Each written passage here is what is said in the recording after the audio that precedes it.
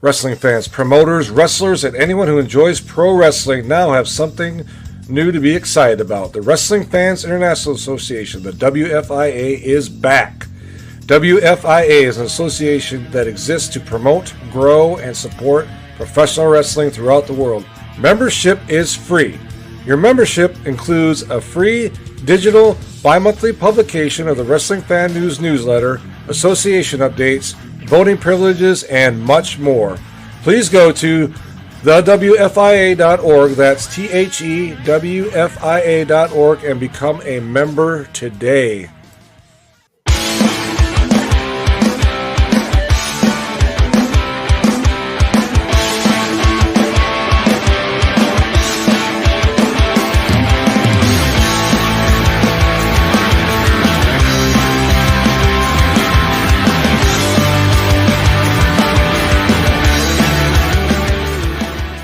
Let's see. So you started in, how did you get involved in the business again and training again? So let's start there again. Okay. All right. You know, I don't know if everybody's this, but I guess you got to have a like for something before you really get interested in wanting to do it. But Right. I was a fan of it for all my life as a small child. We had 3 TV channels when I was growing up in the 60s and 70s. Wrestling and roller derby was our favorite things to watch. And anyhow, as time went on, my oldest brother met a retired wrestler who retired here. His name was Bad Boy Hines. You can Google him. He was one tough, ornery son of a gun, you know, with the big 2-inch thick cauliflowered ears, and he looked like a fire hydrant. You know, it's how he was built. But anyway, my brother conned him into coming over, and we had built a ring in my cousin's backyard with, and it was a solid, I mean, solid out of 2x12s and plywood. And, you know, of course, we had ropes and turnbuckles and a mat, but it was a solid floor. It was like falling in the floor in your house. We talked him into coming over, and his first few visits over there was nothing more, just to come over and rough him up a little bit, and, you know, things like that. Wasn't going to smarten anybody up, because I'm sure he had no thought that this was ever going to go anywhere. Right. So my brother and my cousin had been training for a few weeks, and finally I decided, I told my wife at the time, I said, I'm going to do that. I'm going to start wrestling. I was probably 180, 85 pounds at the time, but, you know, very athletic. Had played sports all my life. And by the time that I got over there, I got one workout with him, and he was in an automobile accident, had a heart attack at the wheel, and was killed. But prior to him, you know, meeting his demise, for lack of a better word, he had told us of a friend of his who was a deputy sheriff at the time in our hometown here in Milton, which is north of Pensacola. His name was Larry Pearson. So we finally made contact with him and asked him if he would come over and finish training us. Well, reluctantly, he came over. I'm sure he didn't expect it to go anywhere either. But once he found out how dedicated we were at working and learning and doing whatever we had to do to make it, because the whole time he was telling us, I got connections, I can make it happen. I got connections, I can make it happen. We didn't know if he did or didn't. We were just going on his word. So, I mean, for months and months and months, man, we were in the gym working out. We were outside in the ring, whether it was hot, cold, wet, dry, it didn't matter. You know, we were just trying to, you know, learn what we were doing, get good at what we were doing. So finally, in somewhere around February of '83. My oldest brother, Greg, got the first opportunity because he was the first one that started it. He had been training longer, and he got his opportunity to go to Ron and Robert Fuller, who owned the territory at the time. That'd be Continental, right? Yes, Continental at that time. It was still Southeastern at that time. Oh, okay. Okay. Yeah, this was in '83. It was still Southeastern. Anyway, Charlie Platt and Rick Stewart were doing the commentary. Finally, our trainer, Larry Pearson, made contact, got my brother an opportunity for, going for, talent enhancement is the better word today other than job boy, got his opportunity, and he wrestled the Mongolian Stomper, and I can't think of the guy's name. He was one of the original RPMs with Mike Davis, Tommy Lane. Yes, Tommy Lane. Okay, they were doing a deal where they were doing Stomper and Stomper Junior. Okay, Tommy was Stomper Junior, so my brother got to work a tag match, and I thought this was it. I can't wait till my turn. You know what I mean? So finally, a couple months later, I got my opportunity as a single. And my very first match at WTVY studio in the time, we were still doing TV in the studios, with Bill Ash. And I know you know Bill Ash. I do. They made all the boots and everything for all the guys. Okay, his dad. Well, yeah, that was my very first match. And once it was over with, he sang my praise, Anyway, we bugged the piss out of them guys. Bob Armstrong was booking then. I don't give a damn where it's at. You need somebody, please call us. And man, we sat by the phone every damn week waiting on a phone call, Can we go somewhere? Can we go somewhere? Well, finally, they told Larry, who trained us, we can't keep beating these guys up, man. If we're ever going to do anything with them, we can't just keep beating them up. They need to go get some experience. Well, where the hell are you going to go get experience if you don't know anything anyway? Right. You know what I mean? So we worked any little independent outlaw show within a couple hours where we lived here. And I got a phone call one day from, I don't know if you'll remember this guy, but if you had Southwest Championship Wrestling on cable back in the day on USA, Christopher Love. Yes. Yep. He was a manager. He kind of did the Adrian thing, dressed like that, but he was trying to start a new thing. He had found some investors in South Dakota. So he called me and asked me if I wanted to come up and be a part of it. Well, hell, I quit my job. He flew me up. I was up there for 3 or 4 months, and I met Bob Sweetan and Scott Casey. Those were 2 big guys he flew up from Southwest, and got to be really good friends with Scott. And matter of fact, I used the name Casey. My first year in the business was Rick Casey. Okay, Scott Casey's cousin. Right. Okay, I was going to ask you about that. I had that in my questions. Yes. Yeah, that's where it came from.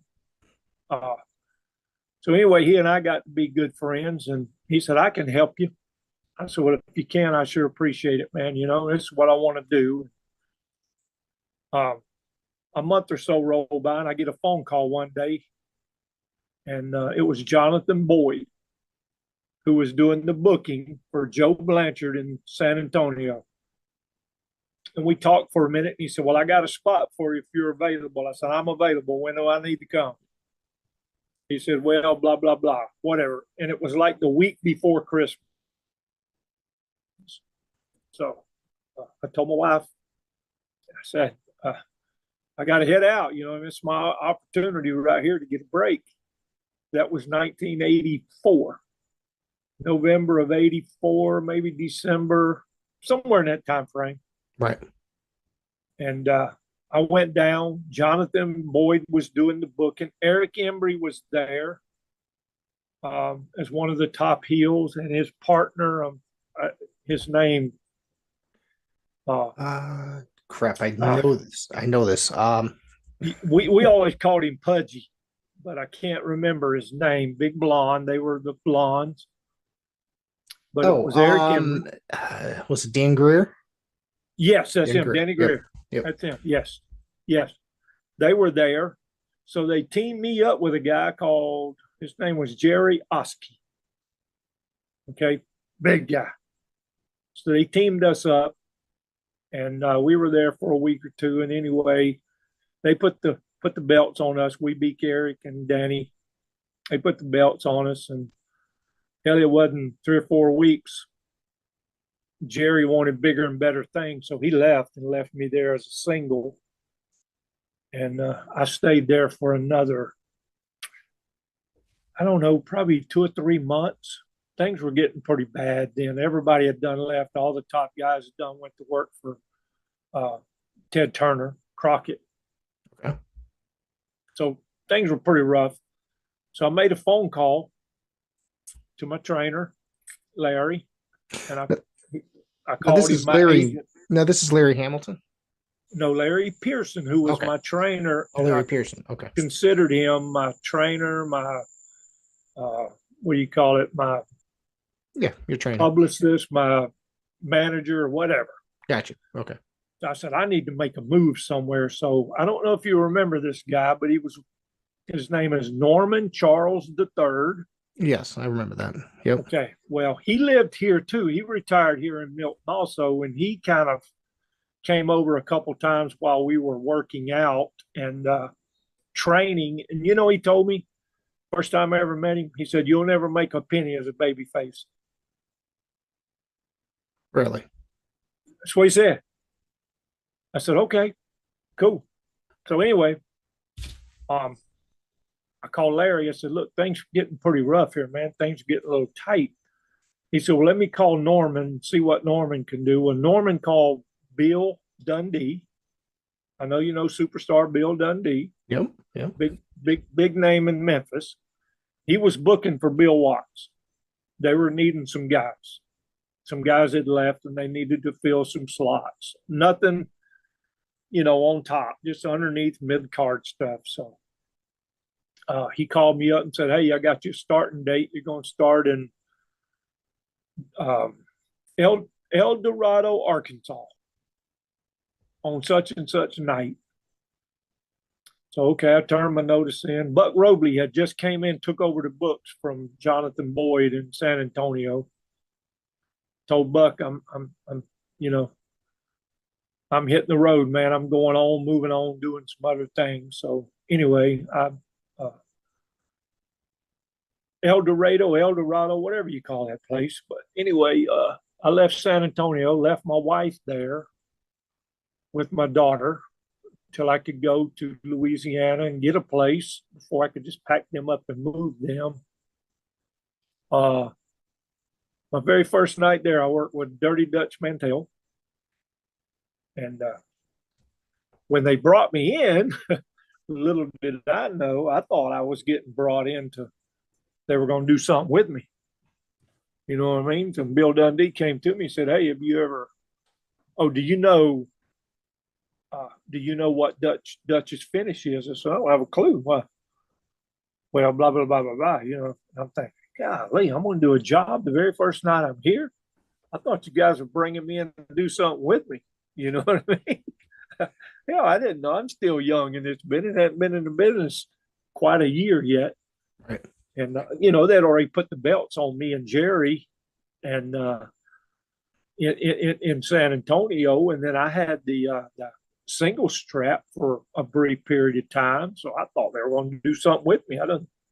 Not knowing what I should have known, I guess. I figured we're using this guy here. We're going to bring him in and do something with him here and him do a job here. But anyway, long story short, it was all good. I was there probably, a month, 6 weeks. Al Perez came in. I got to be real good friends with Jake Roberts. And, Jake was kind of in the office at the time because Grizzly was there, his dad, Grizz Smith. He was Bill's right-hand man. So Jake had the idea of putting me and Al together, and they called us Town and Country. Al was town and I was country. You know what I mean? So they worked the program with us and DiBiase and Steve Williams. But DiBiase was out at the time. So they brought Sweetan in to fill his void when they dropped the straps to us. And anyhow, another long story short there, I worked there for several months. Well, I was doing a thing with Kamala, Duggan, and Ray Candy was there, but I think he was doing the Zambui Express thing at the time. And Duggan and I were working against them, and they wanted me to do the freaking, the job and, the blade and the whole deal. And we were in Baton Rouge. And we did our deal. And somehow during the match, man, I got a severe, massive laceration between my ring finger and my middle finger. I mean, it was a freaking gape, and blood was freaking going everywhere. And I couldn't figure out what in the hell. I knew I had gotten a little color, but, couldn't figure out what the hell. So we get to the back, and we're standing in the back, man, and I'm wiping my face off, and still hadn't realized at the time that between these two fingers, man, I had about a 3-inch gash, and it was freaking pumping. Anyway, I told Grizz, the hell, he said, well, go to the hospital and get sewed up and send the bill to Bill. So, Mid-South Promotions or whatever. I don't know what the hell it was. Okay. So I grab my shit and I go to the emergency room and I go get fixed up and taken care of, and told him send the bill to Bill Watts, Mid-South Promotions or whatever the name was at the time. Well, shit, we go get our damn paycheck that following Tuesday. He took the damn money out of my check. Wow. For getting sewed up. Yeah, that pissed me off, man. I said, you know what? Shit on this, Bill Watts. Tell you what, I'm done. You can go find you somebody else. I was mad at the son of a bitch, and I drove from Shreveport back to Baton Rouge. It's long before cell phones or anything, Right. I guess that answers my next question about Bill Watts. What was it like working with Bill? Bill was he was a hard ass man. He loved to see confrontation. He really did with the guys. Right. Seriously. He always liked to stoke shit, get each other to try each other and shit like that. And one night we were doing a show in New Orleans or something. And I was standing outside, just out the back door, catching a breather and, having a dip, and he walked out there and we got to talking a little bit. And, this freaking Mark came up, just a obnoxious, kind of a guy. So I looked at him and he looked at me and he said, it's okay, go ahead. You know what I mean? So I handle business and whatever. So from that point on, I didn't have any real issues with him other than him just being a freaking an asshole. You know what I mean? When Right. you charge me for doing something for you, you know what I mean? Like getting hurt, like you get hurt on the job. It wasn't my choice. Right. You know what I mean? I didn't ask to do that. It just happened. It was an accident, And anyway, it pissed me off. He took it out of my damn check. So I freaking drove my ass from Shreveport to freaking Baton Rouge. Madder than hell all the way there, man. Got to freaking Baton Rouge, told my wife, I said, pack your shit. We're out of here tomorrow. I'm done with this shit. You know what I mean? The hell with wrestling. I'm going to go back home and get my job back. And it is what it is. I hadn't been home 2 hours. The phone rang. It was Bill Dundee. Bill had already left and went back to Memphis. He said, "Hey, brother, I got a spot for you if you want it." I said, "Hell no, I don't want no damn spot. I'm done with this damn wrestling shit. I go out there and put my damn life on the line and get my ass hurt. And people want to charge me for it. He's just talking bullshit, you know." Yeah. He said, "No, man, a real good spot. You and Dutch. I got some guys coming in," which at the time was the Fantastics. Bobby Fulton, Tommy Rogers was the big tag team. Yeah. I think Bill and can't remember who was his partner. It might have been Buddy Landale at the time. I'm not sure. But he was working with the Fantastics. I had a singles deal with Dutch. And we had a couple other people there. Tracy Smothers was there, just learning, getting really started in the business. But Pat Rose was there. I don't remember if you know Pat Rose, but I remember him. Yep. I remember his later days in WCW. Yeah. Like, you know. Yeah. Of course, Lawler was there, him and Idol doing their thing and whatever. But I told Bill then, you know, I said, "Look, I tell you what, I'm going to go home for a couple of weeks, see where my mind gets." He said, "Well, I got you a spot. I need you to be here." It was like a week before Thanksgiving in 85. He said, "I got a spot for you. I want you to work with Dutch, work a program for the, you know, the singles title and whatever, blah, blah, blah, just talking shit." So I got home, and after a couple of days, you know, I cooled down, told my wife, so I think I might give it a shot, you know, see how this goes. Dude, I thought I was making good money for Bill Watts, and I was, because it was like double the amount that I was making working for Blanchard, because things were so tough then, and the territory was so freaking long, man. It was like hundreds of miles a day. Right. I mean, it was 350 one way from San Antonio to Odessa, there and back in one night. Jeez. You know? And then anyway, going all the way to the southern border and all that, it was just a long territory. Now, Mid-South was long too, you know, making those Baton Rouge to Tulsa and Oklahoma City and Little Rock and those places. Those are pretty good drives, but we stayed over and we could afford to stay over. You know what I mean? Right. Then, but with Blanchard, you really couldn't.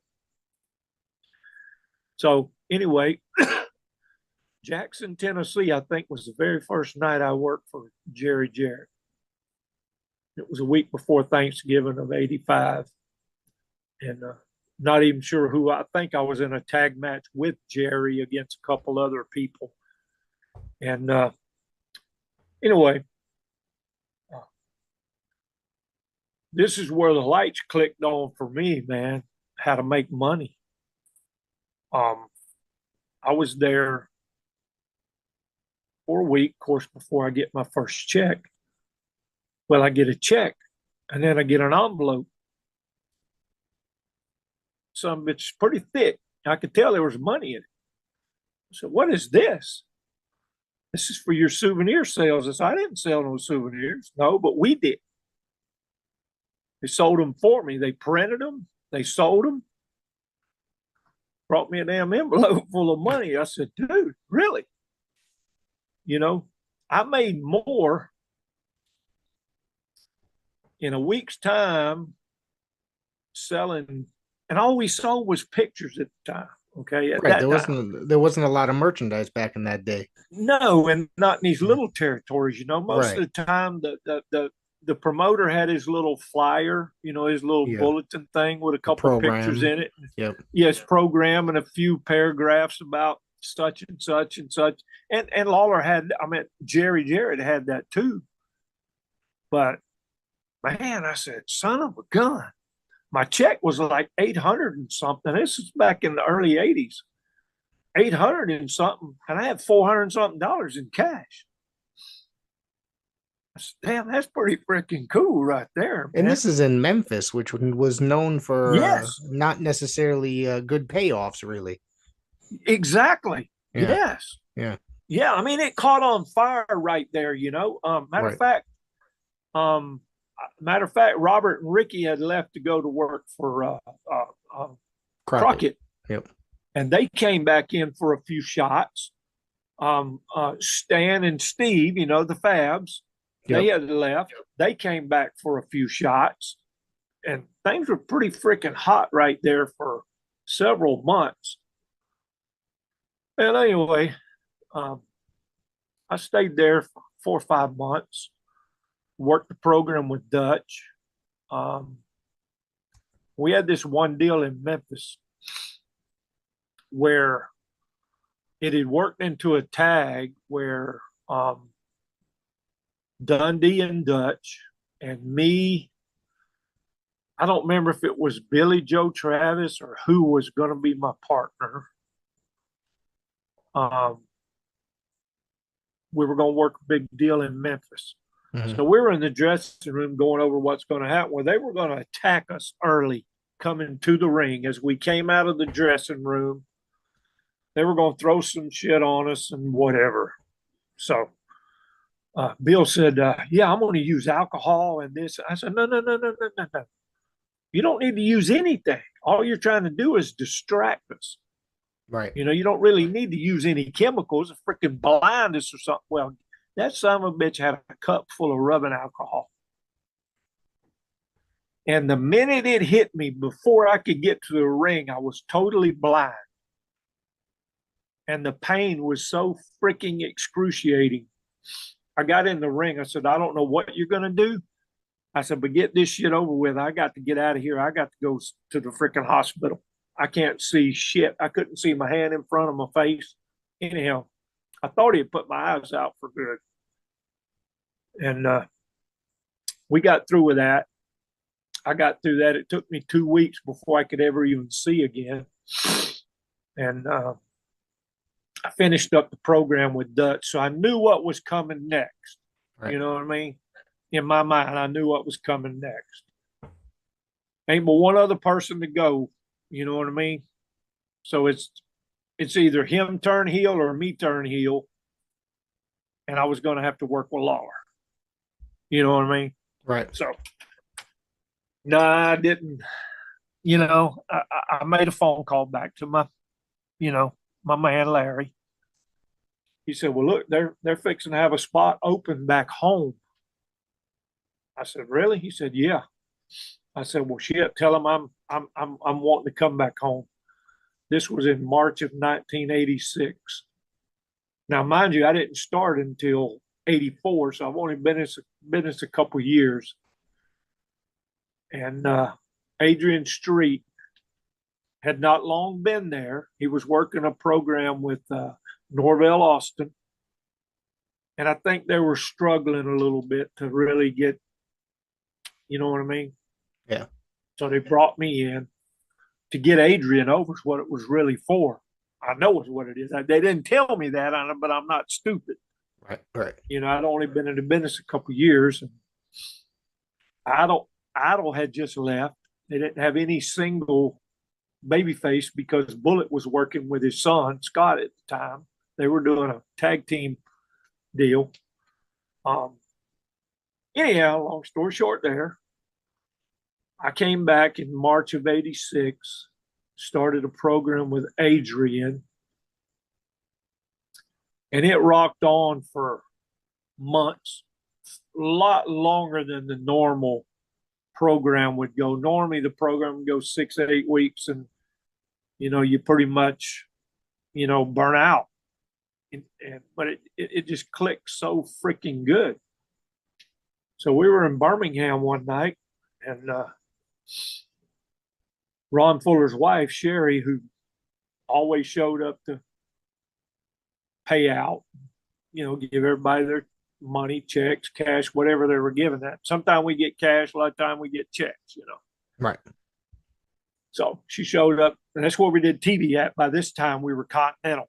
Okay. Right. 85, yep. Somewhere mid 85, they went to Continental. I was gone when they did the transition. But when I came back, they were doing it at the Boutwell Auditorium, doing TV and whatever. But so anyway, she said, I need to see you. You know, in my mind, I'm thinking, damn, you know, I'm going to get my notice already. I was just enjoying being home. Wasn't but two other places to go. There was Right. work for Crockett. Well, three. You work for Crockett, you work for Vince, or you go to Puerto Rico, work for Carlos. So she called me in the office. She said, well, not in the office, but in a private room. Right. She said, how's things going? I said, what do you mean? She said, how's things going? Well, things are going pretty good. I didn't know what to say because I didn't want to put my foot in my mouth, you know what I mean? Get run off or something.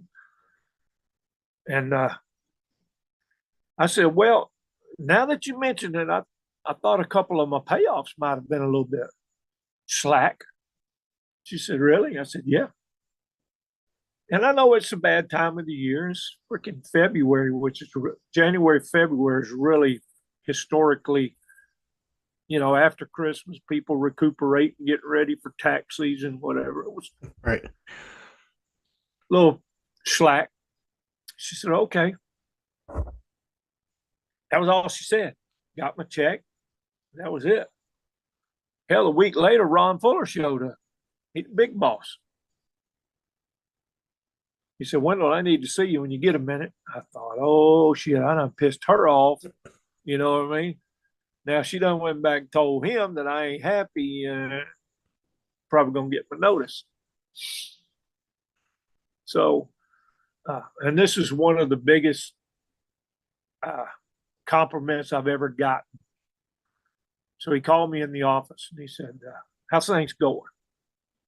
I said, things are going good, Ron. I'm okay. He said, no, honestly, truthfully, how's things going? Are you happy? I said, well, I love being at home. It's easy territory and I'm at home. I said, but I did tell Sherry Joe that, a couple of payoffs I thought were a little slack based on me. And I'm not a genius, mathematical genius, and I said, I get it. I know. Dude, I'll tell you that in a minute. But he said, okay. I said, he said, I'll tell you what. And I'm going to be honest with you. He said, you're my money man. You are my money man.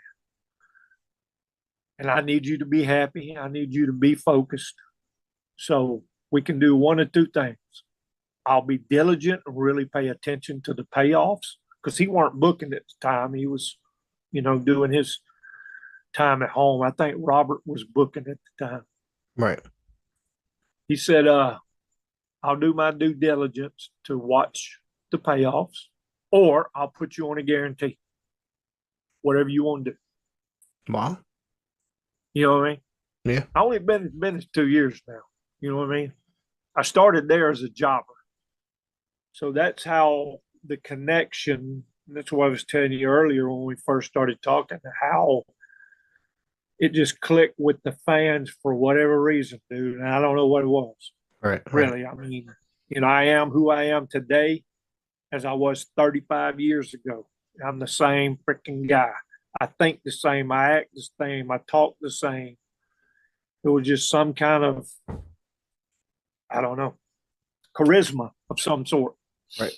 That wasn't a put on because I had to do it night after night after night after night. So anyway, we settled our agreement there in the locker room, and I couldn't say too much because I was in a tight spot. And if you understand what I'm saying, dude, people weren't taking advantage of it until I did it.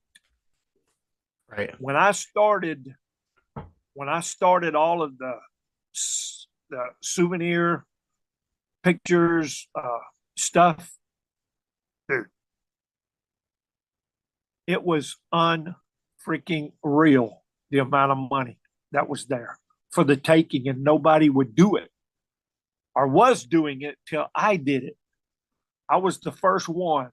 I brought me a table. I would show up to the matches an hour early, and I would have 8 or 10 freaking different photos from 3x5 to 5x7 to 8x10s. I'd have a few T-shirts and keychains and just little memorabilia shit like that, dude. Dude, the money was freaking unreal. I could go to Knoxville, Tennessee, which is one of our biggest uh, venues. Knoxville, Birmingham, Montgomery. Um, Birmingham, I would average probably $750 a night, just in souvenirs. Montgomery, 5, 6, 7. Knoxville, anywhere between 1,000 and 1,500 every 2 weeks, cash money. Wow. You know, Yeah. it was unreal, dude. That's crazy. It was freaking unreal how nobody caught on to it. And then once I started doing it, then Danny Davis started doing it, and then everybody else followed suit, you know. But I couldn't say too much because I was making so much more cash money than a lot of the other guys and the heels, especially. You know, when they turned me heel for that brief little period of time, dude, it sucked. You hear me? It was only about a month. But I said, guys, y'all gotta take care of me. I'm giving up thousands of freaking dollars in souvenir sales. You're gonna turn me heel. I don't mind doing it, but it didn't get over. Back then, the fans weren't buying the merch of everybody or the heels at all. Today, it's completely different. Exactly. And there was a couple heels that tried it, and they might make $40-$50 or something, but you know, because Tom was pretty over. Tom Pritchard is a heel, you know. Yeah. He might sell $40 or $50 worth. Tony Anthony, Dirty White Boy, same thing, $40-$50 worth. But the majority of them didn't even fool with it. But the money was freaking unreal for the baby faces if you were over any at all. But you know, like I say, I couldn't say a lot and demand a lot because I was making, you know what I mean? Freaking ass loads of freaking cash money. Yeah. You know, just selling souvenirs. Of course, I was having to buy everything. I was having to get there. I was having to, you know, be there an hour early and the whole deal. But shit, man, it was unreal. Couldn't believe it. The guys, nobody jumped on that before I got there. And I got the idea when I was in Memphis. And I didn't even start it there. Somebody else did and gave me the idea. So what was it like working with the Dirty White Boy over the Alabama title? Dude, he was so freaking easy. It was fun. Yeah. You know, I tell you what. We had such a, you know, like I said, we probably never carried more than 12 guys at one time on the crew. Right. But we had such a good camaraderie, and we watched each other every night because there was nothing else to do while you were waiting, you know, for your ride to go home, you know, because everybody rode together and shit like that, shared rides and stuff. If you weren't on till last, surely you were going to come watch some matches, not just sit in the dressing room and wait for freaking 2 hours. So, you know, we never had to say a word. All we had to know was, okay, whoever was booking, Robert, Ron, or Bob Armstrong, those were the only three bookers that booked the territory while I was there. Okay, what do you want us to do for a finish? Depending on where we were. You know, we're on a spot show, you know, the baby face is going over. So, okay, we'd work out a little freaking deal. And we never beat them. We'd slip over with a schoolboy or small package or, you know, some bullshit, you know. But because we trusted each other so much, man, you never had to worry about anything. You could just go be yourself, freaking have fun and be careful and not hurt each other and, you know, excite the people, give them the money's worth. And it ain't like it is today, man. You know, those guys believe that shit. Right. And they take some high risk freaking moves, which, in my opinion, don't mean shit. Right. Because it's not realistic. You know what I mean? That's definitely true. You know, do you still watch today besides at all? Very rarely. Very rarely. I might flick through and catch a couple minutes of it or something, but because I still get phone calls to make independent shows and things like that. But when you go to these shows, these guys will spend 30 minutes in the dressing room going over every single move they're going to make. Right. Okay. Yep. It take them 30 minutes to go over it, but it won't take 3 minutes in the ring, and now they're done. Now what do I do? Yep. The way that I was trained was, and this came from Bad Boy Hines, it came from Norman Charles, it came from Bill Ash, came from everybody that I ever talked to. The fans will tell you what they want if you'll listen. Okay. It's a story. You start it, you build it, you get them to the climax, you finish it, and you're done. These guys that get these people up, and then they kill them off, and now it's a dead ass freaking finish, or after 3 minutes of flip flop, 15 freaking false finishes, and everybody's kicking out of them. You got guys weighing 180 pounds kicking out of freaking pile drivers and DDTs and shit, where it was killing us back in the day. We didn't move. They stretchered us out, Now these young kids are kicking out of them. One of the things I say about comparing the businesses, and it's like less is more. And that's what it is. And these guys got to go crazy. That's the way we were trained, man. Is you listen to them. They'll tell you what they want. I tell you what. I'll make a perfect example. Nick Bockwinkel, and I know you know Nick Bockwinkel. Yes, sir. One of the greatest world champions ever. And he was Vern's right-hand man, the AWA champion, and a straight up badass. Okay, in his day. He could handle himself. Back in my heyday, this was 80, 88, somewhere in that time frame, 87, 88. They were going to bring in the AWA world champion because we had started working with AWA instead of with Crockett, because Crockett didn't want to, share Flair very much.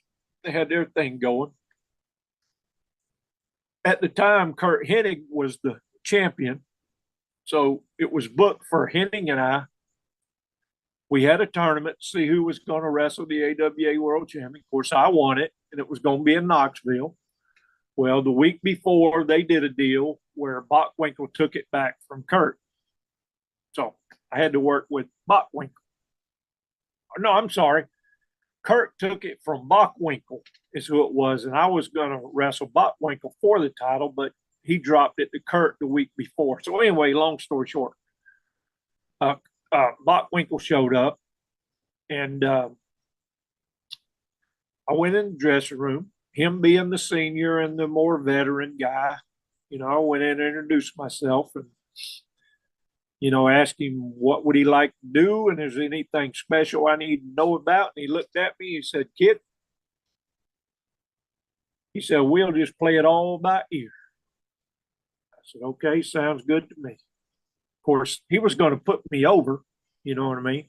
Mm-hmm. But we were going to call it all in the ring. Whatever happened, happened. But he was there, to keep me, dude, 45 minutes. You know what we did? I worked the hammerlock on him for 45 freaking minutes. We may have done 3 high spots out of that hammerlock. And dude, we brought the house down.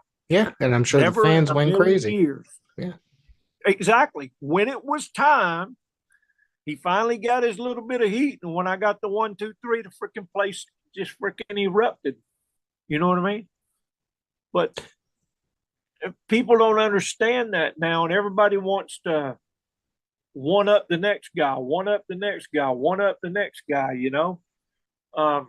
Sometimes less is more, sometimes it's not. But if you're skilled and crafted in your craft and you understand what you're trying to do and your business and not personal, and I think that's what helped me a lot. It was never a personal thing for me. It was always business first. Okay. This is what we need to do. These people paid money. I don't care if there's 20 people in the audience or if there's 10,000. I'm going to work my ass off just like I would. You know what I mean? Yes. So anyway, that helped me in the long run, I think. But that's the way I was brought up, learning and taught to do. And like I told you way earlier in the show, Norman Charles told me that I'd never make a penny as a babyface. Babyface is all I ever did my whole career until I went to Puerto Rico to work for Carlos. Yep. Frank Lancaster, very dear friend of mine in Tampa. The Thumper. The Thumper. Why don't you get him and get him on your show, man? He don't get many invites like that. I have no idea how to find him. I've searched social media. I will send you, okay, his number. Okay. And you can tell him I gave it to him because this would thrill him to freaking death. You know what I mean? I was a huge fan of his as a kid. I remember him in World Class and he was everywhere. With Eric, teamed up with Eric and some other things. But when we get off of here, I will send you Thumper's contact info and tell him that I give it to you. And you, dude, this would blow his freaking mind. Yeah, I'd completely appreciate that. Yeah.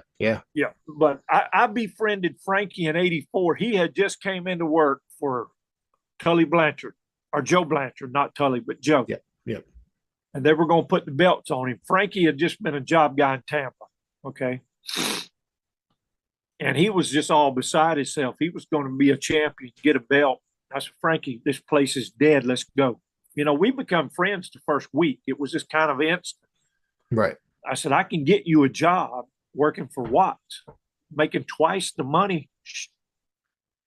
He said, I don't know, man. They want to keep me here and put the belt on me. I said, okay, but you can't eat that son bitch. You know what I mean? Seriously. He said, okay. So I finally, after, I had gotten my opportunity, and I made a phone call and said, hey, can you add this other guy? And they took him too. So we both left and went to Louisiana. Anyway, long story short, wind on through years after I came back home and worked here. There was only a couple places left to go. It was either work for Ted Turner, work for Vince, or go to work for Carlos. So I had gotten in an altercation working for an independent outfit that kept bugging the piss out of me to come work North Alabama, okay, which is, it's hardcore freaking redneck hardcore shit. So finally I agreed. I said, if you can afford this amount of money, I'll come up there.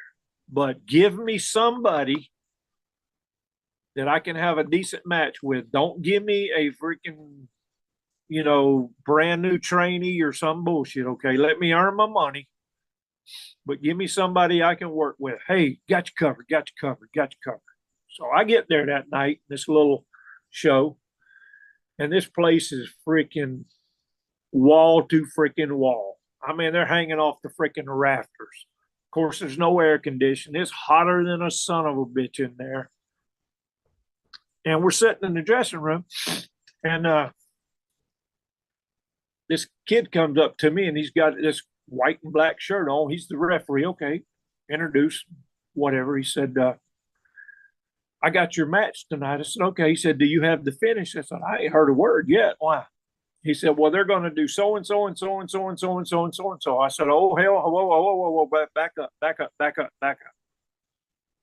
Hell no, they're not going to do it. Okay, this is this big green guy. He's probably 350 doing the Road Warrior. He didn't have the mask on, but they're all painted up and the leathers and just big shit. He's going to do this, Slammy is going to come off the top rope. I said, no, hell no, he ain't. I said, let me tell you, I'm thinking this guy's ribbing with me, okay? I said, I tell you what, you take the word back over there, and say it just like this. Just open your ears and listen. Okay. And I will give you the bulldog. And 1, 2, 3, and we're going home. Of course, that was my finish, you know. So the kid left. I didn't think no more about it. He came back over there and he said, no, they're going to. I said, no, they are not freaking going to do that. Okay. I'm telling you. And I looked that kid in the face and I said, I'm telling you like this. I said, when I put his ass on the mat, you better count 1, 2, 3. That's all I'm telling you. Okay. There ain't gonna be no bullshit, nothing off the top. None, I don't even know these guys. You know, I'm not gonna lay there and trust them. You know what I'm saying? Right. So anyway, it was a tag match kind of a deal, not even a singles. So I had this little kid with me, and it was this big guy and another. I don't know. He wasn't quite as big, but they were doing the Road Warrior bullshit. So I told this kid going out, I said, I'm going to start the match because if there's any bullshit going on, we're going to get it over with early before I get blowed up or they catch me from behind or whatever. If this is a setup, you know what I mean? I won't know about it. Right. It's the first time I'd ever worked for this outfit. And I hadn't gotten my money yet, was another thing. And I always said, I want my money before I get in the ring. But the old man promised me, I'll get you your money. Okay. I took his word for it. So anyway, me and the kid were heading out to the ring. We get in the ring and these guys in there doing their prancing around and strutting and trying to get heat and whatever. But I told the kid, I said, okay, you get out. I'm going to start. I said, if it's going to happen, it's going to happen quick. So we get in and I lock up with this big guy right out the gate. He just is freaking easy and loose. And we do a couple little deals. I tag this kid in. He comes in. They start beating the dog shit out of him. So I thought, okay, shit. So he tagged me in. I get back in. Man, things are so smooth, so freaking easy, and just blah, blah, blah. And I said, oh, this has got to be a freaking rib. And for some reason, I looked over towards the dressing room area, and every single worker there that night was standing outside the dressing room, lined up on the walls watching. I told myself then, I said, this is a freaking setup, okay? This is a freaking setup. These guys are freaking pissed because I'm getting big payoff, you know what I mean? And they working for whatever, peanuts, or working for free. I said, okay. So I let the kid get back in there, and they start beating the dog shit out of him, man. They take him outside, and they're double teaming him. I'm getting buried as his partner, so I got to get down and go around the ring and do something. I can't just stand there and watch it, you know. I'm getting buried. So I go over there and I grab that big fucker and I pull him off to the side. And he kind of pins me up against the ring apron. And he said, yeah, we don't appreciate like guys like you coming in here taking all our money, blah, blah, blah, blah, blah, blah, blah. You know, just shoot. I said, let me tell you something, you little fat son of a bitch. I said, I got more shower time than you got ring time. I said, if you would get your ass in any kind of shape and learn the business and learn what the freaking hell you're doing, you might be able to make some of this good money one day. Anyway, a couple other words were exchanged. And I said, I tell you what I'm fixing to do. I'm fixing to turn around. I'm going to walk back to that dressing room and I'm going to grab my big wad of cash. I'm going to put it in my bag and I'm going to drive home and forget this place even exists. I turned around, dude, and he jumped on my back. He tried to take me down. I slid out from underneath him. And first thing I could grab was a metal folding chair. And I hit that son of a bitch as hard as I ever hit a person in my freaking life. And all he did was kind of buckled and went to a knee. Well, when he went to a freaking knee, back in the day, I had hair, big long mullet. He grabbed 2 handfuls of hair, tried to pull me to the floor with him. So I hit him with a couple knees in the face and finally got his hands out of my hair. And I went to freaking smoke him. And he turned his head and I hit him in the back of the head. and it felt like everything in my hand went up into my neck. I hit him that hard. And Pat Rose happened to be there that night. He was sitting right there at ringside, and he slid the bell to me. You know, the ding ding bell. Yep. And I crowned that sumbitch with it. By that time, the whole entire freaking building came down because all the guys hit the ring, okay, because they knew the shit was on. All the guys hit the ring. All the fans hit the freaking ring, and it was a freaking free-for-all. So I finally found the open door to the side over there and worked my way over there trying to watch who was behind me and whatever. And anyway, I got to the outside. And my driver at the time, I had a guy that he handled all my business, all my souvenirs. He drove and he did everything for me for 10%. I said, take your ass in the dressing room and get my bag. Get my money. Let's get the hell out of here. I got to go to the hospital now. So I did. Finally got it. Went to the hospital and had to see an orthopedic and all that shit to fix this right arm. But I said all that to say this. At that point, I was in between if I was going to freaking stay in the business or get out. You know what I mean? So I get a call from Ronnie West. He had went to work for Ted Turner. Okay. Okay. Ted had bought it by then. Is that who brought you in? Is that who brought you into WCW?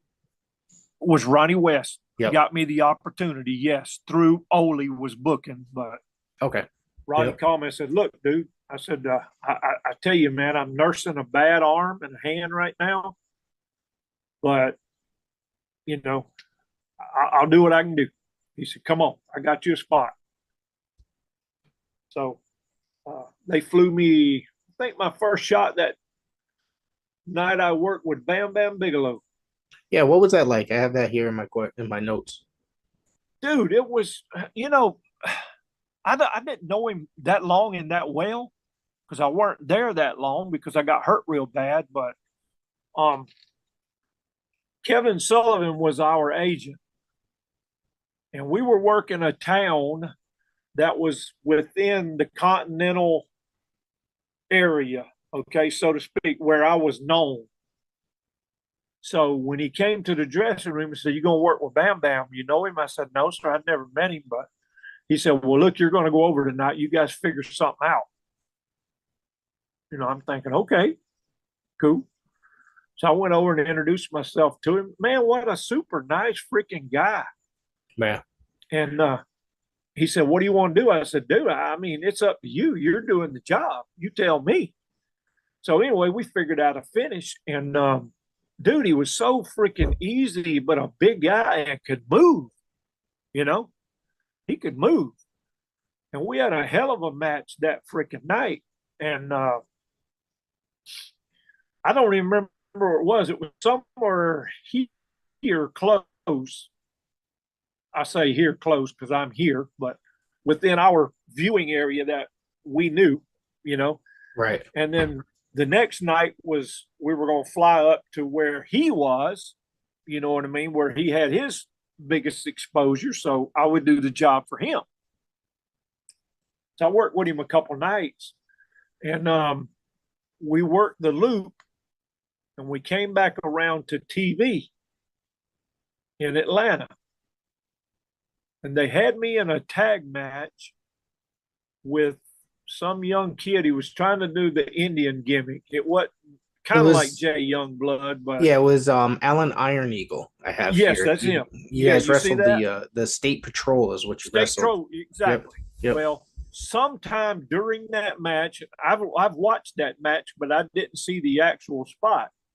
But one of them, they make a tag while I'm in there. One of them comes over the top rope and he clips my right leg from the side and folds it over, kind of like the old Joe Theismann break. Right. You know what I mean? But it wasn't a compound fracture. It was just in the knee joint. And might have been Pee Wee Anderson was the referee or something. I don't remember. I said, dude, this is it. I'm done. I'm hurt. You know, get this sumbitch over with. And this was on TV. So we ended it. They carried me out. and took me straight to the hospital. And I had to see either the Atlanta Hawks or the Falcons team doctor, whoever that orthopedic guy was there in Atlanta. He said, got some bad news for you. I said, what is that? Well, we need to do reconstructive surgery based on this, and this. So, well, how long would that put me out? He said, it depends on you, really, but usually 6, 8, 9 months. He said, I can't do it. Can't do it.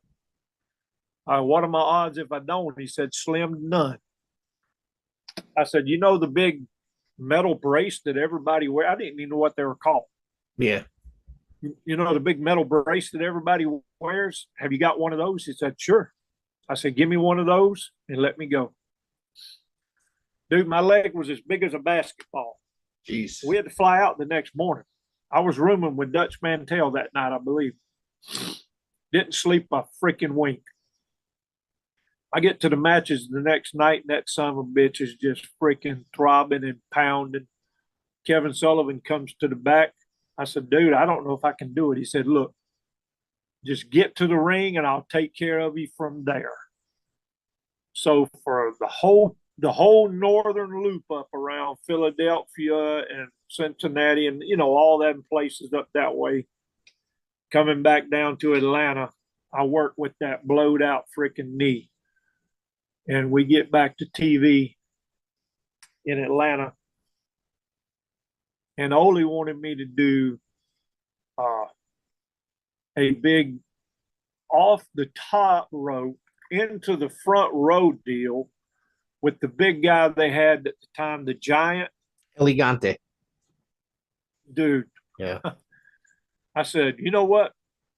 And Luger, it was Luger, Steiner, Elegante, and whatever. It was going to be a big 6 or 8 man freaking deal, but they wanted me to do the big deal out there. I said, look, any other time, I don't have a problem with it. I said, but I can barely get from the dressing room to the freaking ring. He said, well, what's wrong? I said, you don't know? He said, no, I don't know. What's wrong? I said, well, I freaking blew my leg out on the last TV here. He said, okay, so I tell you what, kid, why don't you go home and get well and then call me back? So that was the whole extent of my WCW career. Anyhow, it took me, I don't know, 8 or 9 months to get my. Yeah, I'm only showing like 2 months that you were there. Yeah, it was very short. Yeah, it was very short. But I blew the knee out, and then we came back to that second TV. I said, I can work, but I can't do that. Right. Because I had done work the whole freaking week, I was gimping. If you would notice in the match with there's a couple other matches. I worked a single match with one of the State Patrol. You'll notice I limp a little bit. Yeah, James Earl Wright. And then, yep, you'll notice I limp. And then what was his name? He was Mr. I see Florida. Yeah, you wrestled Tim Powerhouse Parker. That's him. That's him. Yep. Tim Parker. Yep. You'll notice I gimp a little bit there. Yep. That was after the the bad knee deal there, but that put me out there because I was out for quite a while. So I was contemplating just hanging it up, moving on.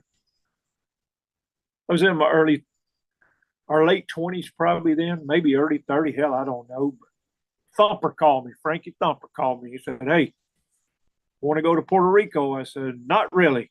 He said, "What do you mean?" I said, I'm really just, ready to kind of hang this up and get back to real life." He said, "No." He said, "Look, I done talked to Carlos." He said, "He'll put us together as a team. Let's go." So a couple of days there, he convinced me to go. We came up with the name, the Heartbreakers. He was Adonis and I was Apollo. And he brought us in. I said, well, the only way that I'll go is a guarantee, not going on hearsay. So Carlos put us on a guarantee, and he brought us in. And guess who the first person we worked with? Oh, let's see here. Jose Gonzalez. Yeah, have Remember that here. name? Yep, and Miguel Perez Jr. Yep, you guys wrestled them in Puerto Rico. Yes, sir. Yeah, you remember that name? Yeah. I do. I was nervous as shit, man. But I do. dude, he and I hit it off really well. I mean, he took to me like seriously. He bragged on me every freaking night, man. And anyway, we had a good run over there. But I hate to say it because he's gone now. I don't like talking about deceased people, but Dick Murdoch came in to take the book. And I just did not care for him at all. You know what I mean? His ways and the shit that he did. So I told Frankie then. Inside the business or outside the business, like his personal life? Either or. Okay. I just, I just heard some weird stories about him outside in his practices outside the business, and that's not something He and I just did not see eye to eye at all. Period. Inside or outside. Right. He wanted us to go out and get drunk with him every night, and just be rowdy and stupid and dumb, and and you could never please him when you were working, no matter how hard you freaking work. None of those buildings over there had air conditioning in them. It's 140 freaking degrees, and you're working your ass on those hard ass freaking rings over there. And some of the guys you had couldn't speak or understand English at all. Right. So you're hoping that you don't get hurt. You know what I mean? And they understand what you're doing. And things were limited when you were working with those guys, but they did put us with Ricky Santana and Rex King. We did have a good little program with them. But anyway, I done had me a belly full of it. Murdoch came in there and he pissed me off one night because, you don't have a vehicle over there. You're depending on the guys or fans or whoever to get you to and from. Right. Every night. It was a hassle. Who was going to pick you up? What time were they going to be there? You know what I mean? So you could make the matches on time and whatever. But he made a comment one night about us. We had gotten in an automobile wreck on the way there. Okay. Yeah, it was. We had a guy there, a local. His name was Rich. He was a big fan, and he did some stuff with the magazine, sending pictures to Bill Apter and the other people, and he'd write little columns and whatever, but he was a big fan. He was driving us to a town one night. I was sitting in the front seat, a little Honda car, a little Civic. Frankie was behind me, and we were coming up to an intersection, probably running 50, 55, maybe 60, I don't know. No seat belts on. And this car pulled out in front of us, a big Pontiac, looked like a land yacht. And I seen it coming, man. There was no stopping. Man, I said, oh, my God, stop. He hit the brakes, man. That car turned in front of us. And I can still see the face of the lady right now who was sitting in the passenger side, because that's the side we hit. And her husband, of course, was driving. It threw me through the front windshield because Frankie hit my seat. He was sitting behind me in the back seat. He hit my seat, pushed me through the windshield, and took a big gash out of my head and my arm. Neither one of those guys were hurt seriously. So anyway, after it's all the smoke and shit, we finally beat our way out of the car and get up, and we're standing on the street corner. By this time, there's people from everywhere gathering around. And blood is just freaking pouring. And I'm thinking, where in the hell? I knew I had it coming out of my head, and I had a towel on my head, but I didn't have no idea that my whole elbow was pretty much exposed. So finally, Frankie looked and he said, oh, my God, man. So he get another towel, wraps my arm up, and we're standing here on the street corner. People gathering around to see everything. An ambulance finally shows up. When they get there, they pull off to the side. Nobody comes to check me or the other people. And then another ambulance pulls up, and they take a body out of one ambulance and put it in another ambulance. Yeah, a body, covered up with a sheet over body. Jeez. And I'm standing here thinking, dude, I'm going to bleed to death before I get some help. Right. Finally, the third ambulance shows up. They finally get me over there. They get me, what do you call that, triaged or whatever. And by this time, I think the guy's name was Richie, had called somebody to come and get him. But Frankie got in the ambulance with me, and they took me to the hospital. Got me there, and anyway, he got me took care of, and my head sewed up, my arm sewed up, and I don't even remember who picked us up at the hospital, but somebody picked us up and took us to the matches. We were an hour late. Murdoch says, "Where in the hell y'all been?" What the hell you mean, where the hell we been? Been in a damn wreck. We didn't have cell phones and shit back then, Right. Here's the freaking proof. My arm's all bandaged up. My head's bandaged up. He said, "I need y'all to give me about 20 tonight." I said, "Well, I'm not getting in the freaking ring. I can promise you that." "Oh, no?" he said. I said, "No. Hell no. Probably not for the rest of the week until I get these stitches taken care of." You get them damn nasty rings with staph and all that shit. And Right. infections and, all that bullshit. So anyway, that kind of set the tone right there. So it wasn't but a couple of weeks after that. I said, "You know what? I'm done with this, Frankie. You can stay if you want to stay, but I'm done." Anyway, that was kind of it. I saw that you guys shortly after, probably within a few months, you guys ended up doing a working WWF Wrestling Challenge match against the Bushwhackers. Yes, that was our opportunity. Kurt Hennig got us the opportunity to go to work for Vince. Right. But we worked with the Bushwhackers, Luke and Butch. Yeah. How did that? And you guys didn't get picked up, or? No, we did, but I didn't want to stay. And Frankie, he weren't going to stay if I didn't stay. You know what I mean? And I hate to say that, but he would have been left out.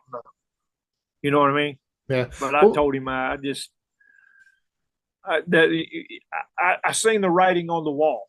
Right. You know what I mean? Where we were going to be. Right. We were going to be in enhancement forever. How long he decided. It could have been a month. It could have been 6 months. It could have been the rest of our career. Right. And by that time, he was turning out the big monsters, out of his school. And, I tell you what, the very first night there, we walk in the dressing room. Gorilla Monsoon's in there.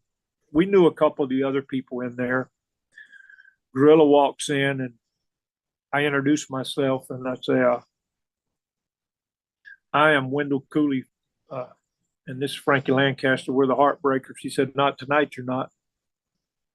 Just kind of like that, "Not tonight, you're not." I said, "Really?" Okay. So we couldn't wear our.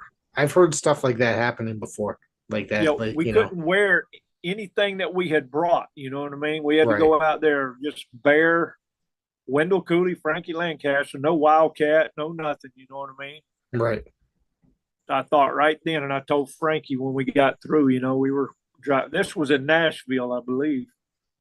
We were driving back to Huntsville, where I was staying at the time, which was about an hour and a half. I said, "This ain't for me, man.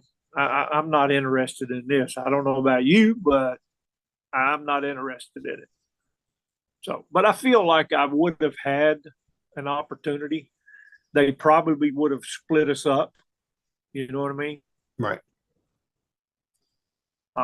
Just me thinking, but nah. Yeah, they did it with so many people there. You know what I mean? Like so many people that went up there. They would Sean and Marty. Yep. They broke the Rockers up. You know what I mean? Yeah. So, but no, I didn't want to go through all that again, man. I done put my time in, and done, worked my ass off to get where I was get the name that I had.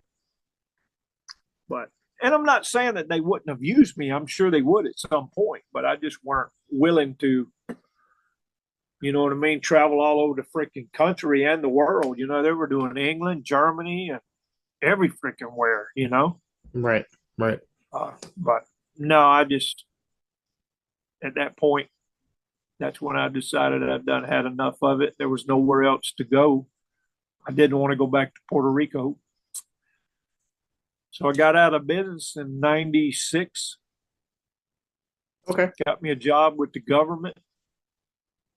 Been there ever since.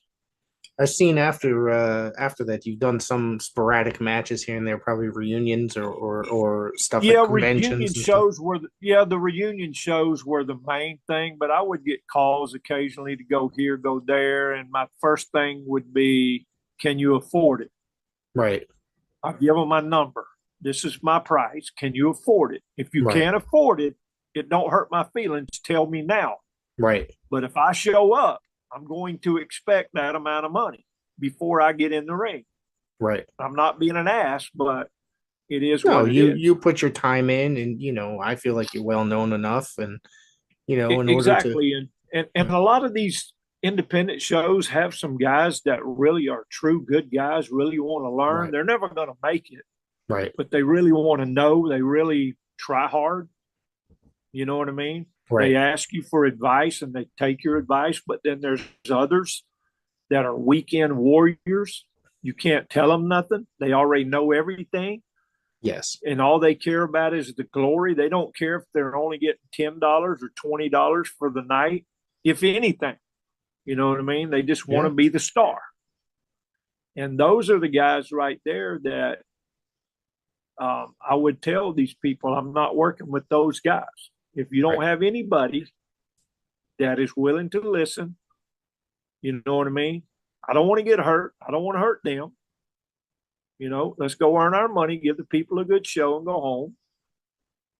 So, always got their, supposedly their best hand, whether he was their top guy or not, but the best, willing and able kind of guy. Right. Right. And I still get phone calls. Matter of fact, just before you text me this, I had another guy hit me with a link. He wants me to do a talk show on August 1st. Okay. You know what I mean? So I took a big hiatus from this business from 96. Man, I don't had to been 10, 12 years. I didn't do anything associated with wrestling, period. You know what I mean? Because I knew if I didn't totally cut it off, I would continue chasing it, and I would end up screwing up any opportunity to really get some kind of steady security, retirement, or anything, any kind of benefits or anything. I would have kept chasing wrestling like some of the guys are still doing today in their 60s. You know what I mean? Traveling all over the freaking country for $100, $200, $300. You know what I mean? No. No, it's not consistent enough in the independent world. It's it's just not like Thursday, Friday, Saturday, and Sunday. It's not like and back you in the got day to drive territories hundreds and hundreds of miles to get it. Yeah, you know what I mean. Yeah, half the money's going to go into gas and food. I've got to call 3 or 4 times to make that gathering appearance.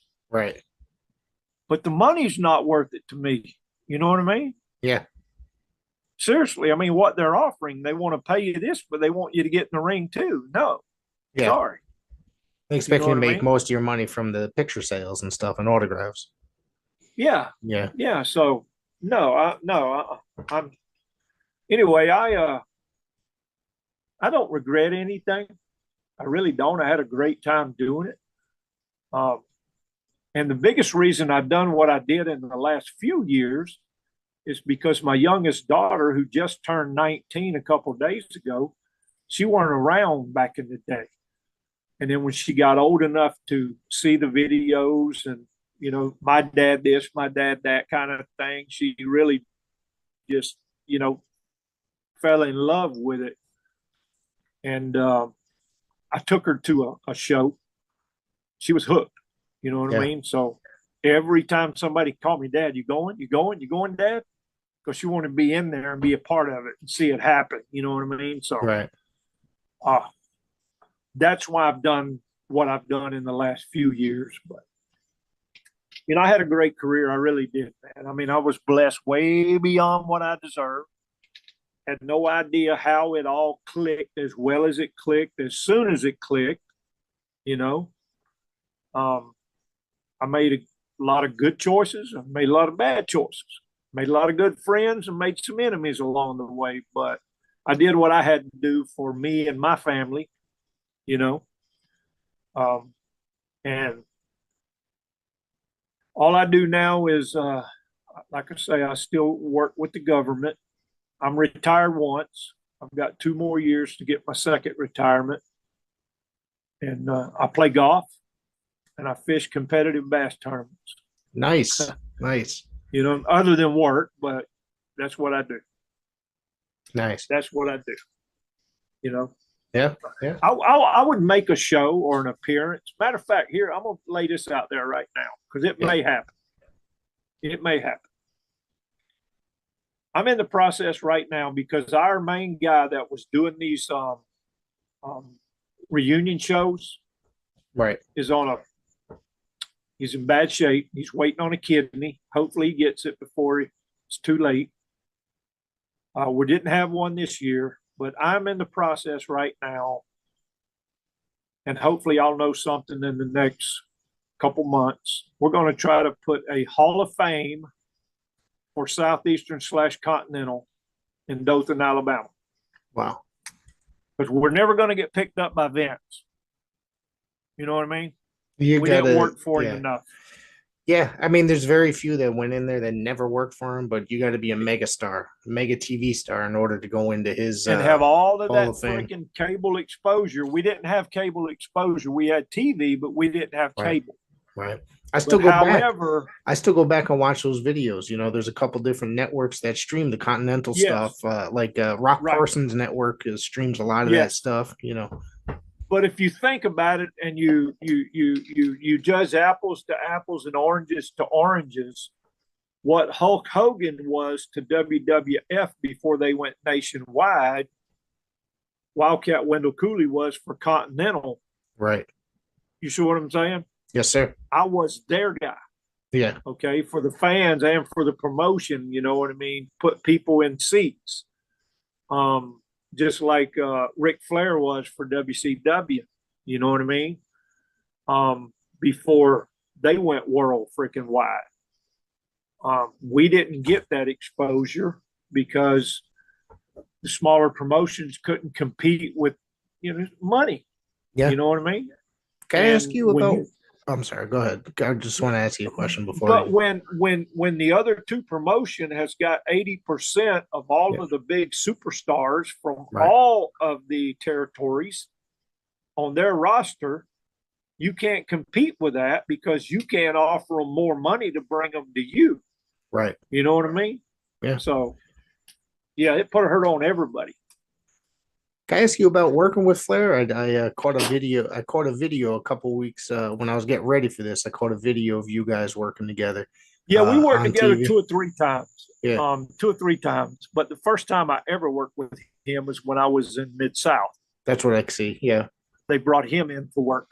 They brought him in to work with Butch Reed or Jake or DiBiase or Duggan or somebody. I don't remember who they brought him in to work for, but I had to work with him on TV. Mm-hmm. You know what I mean? I saw that. Yep. Yeah. So it was more of an enhancement type. I could have had a little more liberty, I guess. Yeah. In the match. He was that kind of guy. You know what I mean? Yeah. Whatever you took, he didn't have a problem with it, but he weren't going to offer it if you didn't take it. You know what I mean? But really, I like this style because he's really aggressive and you know what I mean? He loved to really work hard and lengthy.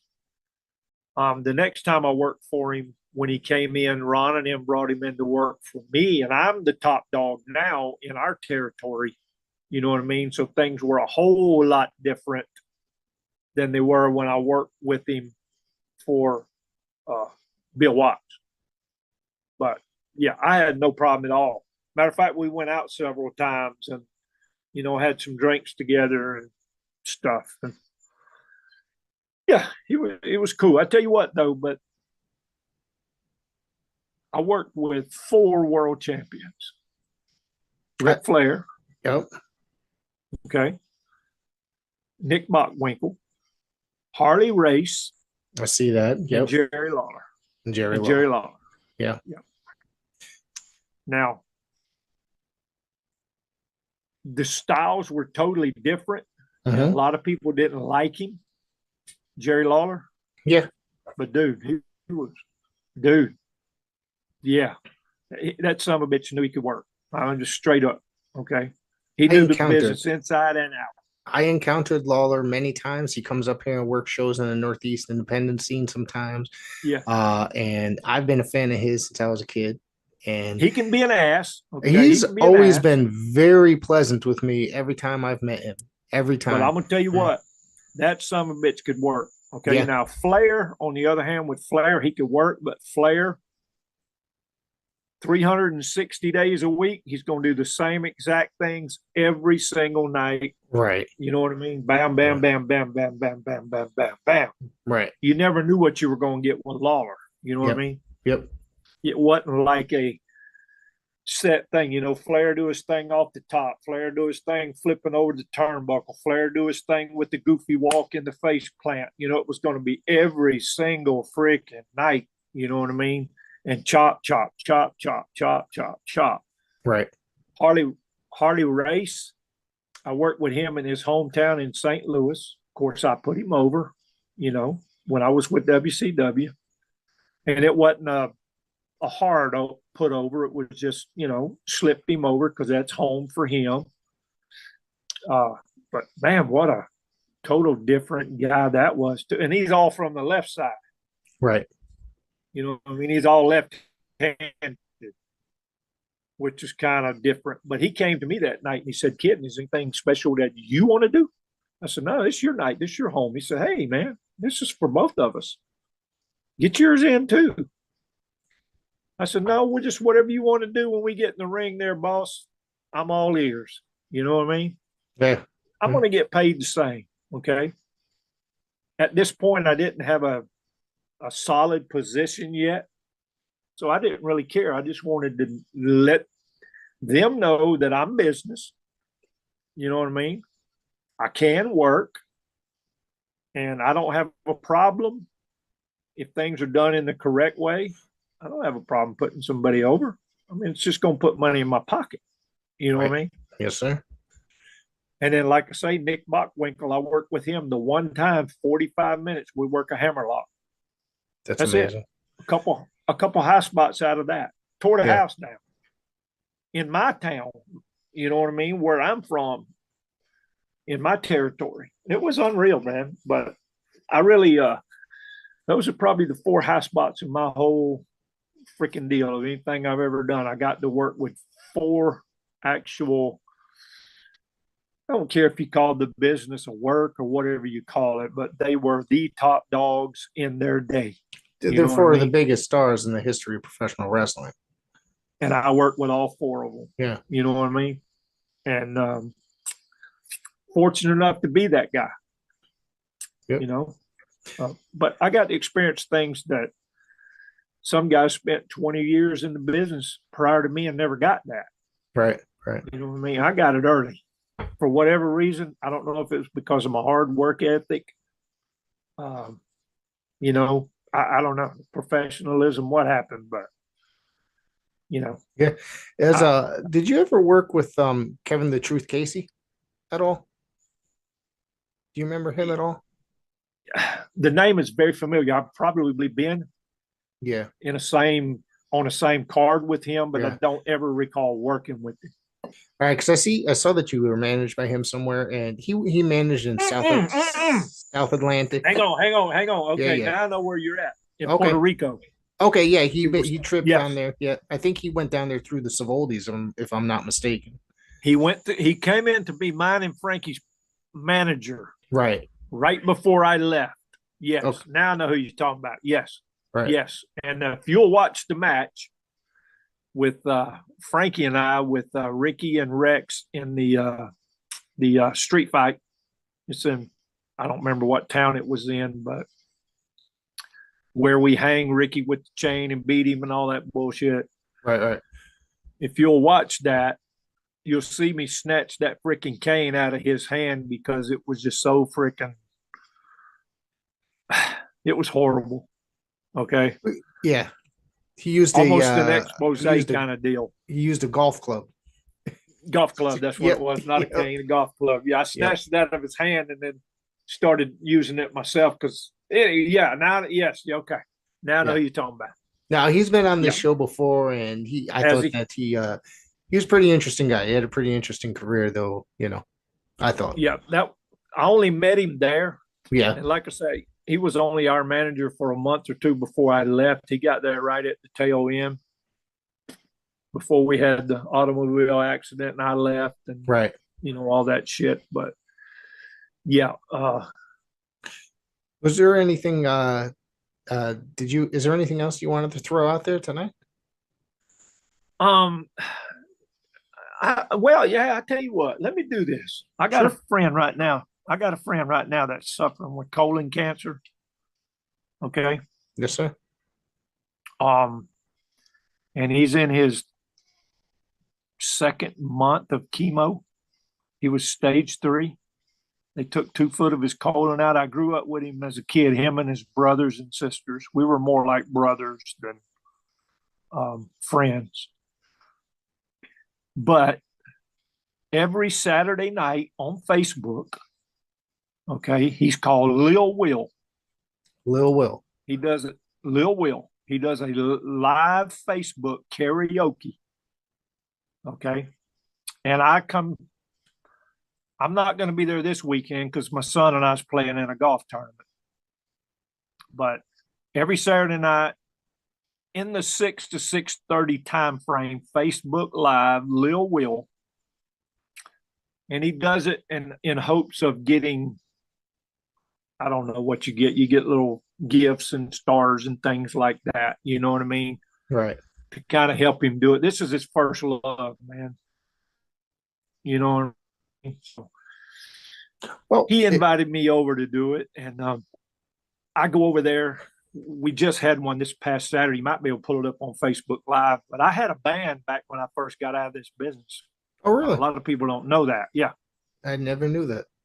It was called Wendall Coooley and the Nothing Special Band.